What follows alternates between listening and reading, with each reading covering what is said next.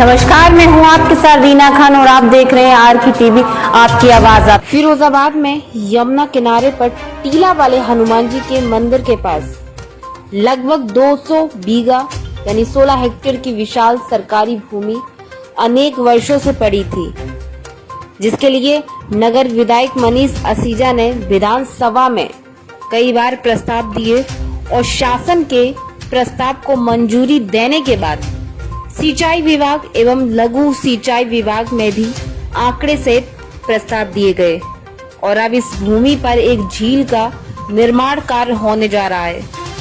बता दें, इस झील के बनने से अतिरिक्त जल का संग्रह होगा, भूगर्भ जल का स्तर बढ़ेगा, जल में रहने वाले जलचरों को आश्रय मिलेगा, जलीय वनस्पति का संवर्धन होगा और पर्यावरण में भी सुधार होगा।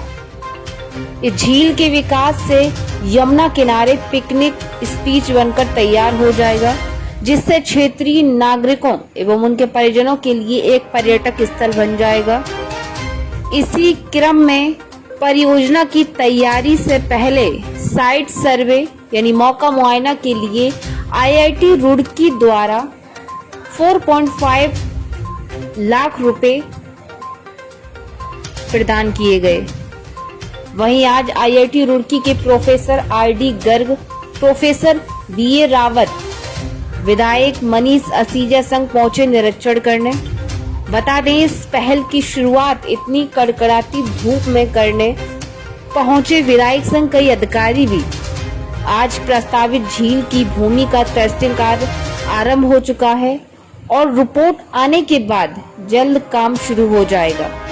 खास बात यह है कि फिरोजाबाद के लिए ही नहीं बल्कि आसपास के क्षेत्रों में भी इसी प्रकार की परियोजना का निर्माण अभी तक नहीं हुआ, लेकिन नगर विधायक मनीष असीजा द्वारा इस महत्वाकांक्षी परियोजना को साकार रूप जल्द दिया जाएगा। फिरोजाबाद से विपिन राठौर की रिपोर्ट। ये बहुत समय पहले से मैं एक प्रस्ताव को लगातार विधानसभा में और अपनी आश्वासन समिति में उठा रहा हूँ, जिसमें मेरा ये सोचना विचारना है कि बरसात के समय यमुना जी 3-4 महीने अपनी जो क्षमता है उससे काफी ऊपर होकर चलती है।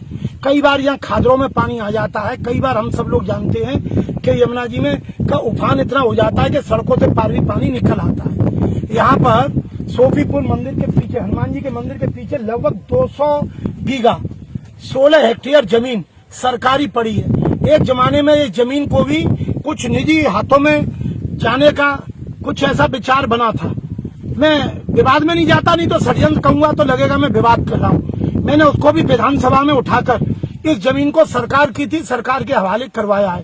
इस जमीन पर ये जो आपके सामने दिख रही है, यमुना जी जब उफान पे होंगी तो वो पानी यहाँ पर आ जाए, ये जगह एकसार हो जाए, 16 एकड़ क्षेत्र में ये कृत्रिम झील बन जाए, झील में जलीय वनस्पतियों का संवर्धन हो, जल के जीव जंतुओं का संवर्धन हो, यहाँ पर जल स्तर का सुधार हो, सरकारी जमीन कहीं गिरने से बच जाए और इससे भी बढ़कर ये सुंदर एक पिकनिक स्पॉट बन जाए।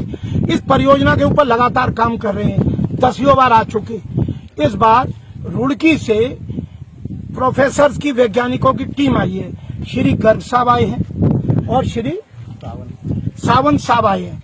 ये लोग यहाँ पर इस जमीन का जो निचला स्तर है 16 हेक्टेयर और यमुना जी की ऊंचाई कब बढ़ती है उस पर अध्ययन करेंगे कि भाई जब हमारी यमुना जी ढाल से आ जाएंगी यहाँ या पंप से आएंगी, उसका ये अध्ययन करेंगे। यहाँ की मिट्टी का टेस्ट करेंगे। आपने देखा मशीनें लगी हुई हैं, ये सब लोग, अच्छी खासी धूप है, ऊंचे ऊंचे टीले हैं, आप भी आए हैं, तो ये सब लोग संयुक्त एक ये बनना है। इसका प्रोजेक्ट का एक पहला एक खाका समझ लीजिए, प्रीलिमिनरी एक ड्राइंग बनेगी, एक आइडिया कंसेप्ट डेवलप होगा।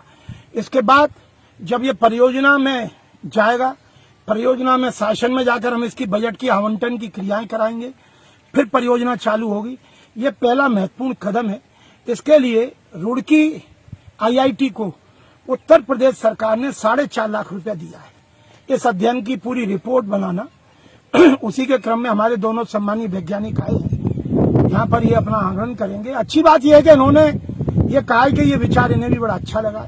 बाकी पूरे जब इसकी पूरी गणनाएं हो जाएंगी, क्योंकि कुछ चीजें होती हैं जो भावना से ऊपर होती हैं, वो होती है इंजीनियरिंग।